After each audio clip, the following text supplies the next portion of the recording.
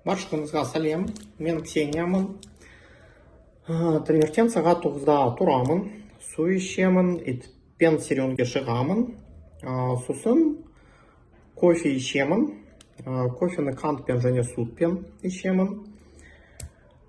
Таңға ас дайындаймын, әдетте таңғы асқа 4 жұмысқа жеймін. 15-те үйден шығамын, 15:30-да жұмысқа келемін. Кілтті аламын, терезеде ашамын, жаттығуда жасаймын.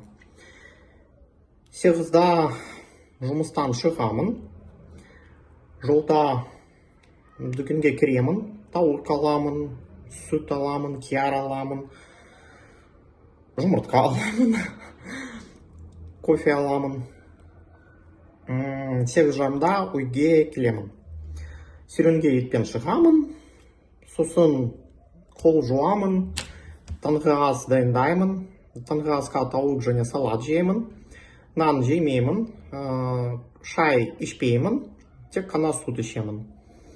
Сосын телевизор көремін, душқа түсемін, 12-де ұйықтаймын.